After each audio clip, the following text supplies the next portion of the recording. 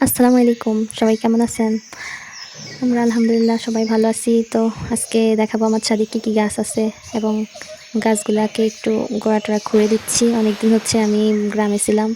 সেজন্য গাছের পরিচর্যা করা হয়নি। আর দেখতেছি যে গাছের পাতা কুঁকড়ে গেছে। সেজন্য গাছের গোড়ায় একটু হলুদ, মরিচ এবং ডিটারজেন্ট মেশানো পানি একটু গোড়ায় দিয়ে দিব। গাছের গোড়ায় ফাঙ্গাসে আক্রমণ করছে। তো গাছের পিছনে আমার সময় দিতে অনেক ভালোই লাগে। যেভাবে সারাদিন বাসার মধ্যে বসে থাকি, একটু যদি ছাদে গিয়ে গাছ-টাছ পরিচর্যা করি অনেক ভালো লাগে। আর আমার এই কাঠগোলাপ ফুল গাছটা অনেকদিন হয়েছে লাগাইছি, কিন্তু একটাও ফুল আসতেছে না। কী যে হইছে জানি না। আর এগুলো হচ্ছে আদা গাছ, অনেকগুলো আদা লাগাইছিলাম, সেগুলো থেকে গাছ হয়েছে। আর এটা হচ্ছে বেগুন গাছ, এখানে মালটা গাছ আছে একটা। এই হচ্ছে পেয়ারা গাছ।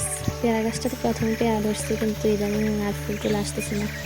তো এই যে আমি ডিটারজেন্ট আর হলুদ, মরিচ মিশানো পানিগুলো মিশিয়ে গাছের গোড়ায় দিয়ে দিচ্ছি।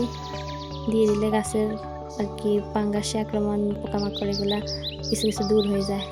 আর কীটনাশক স্প্রে করি।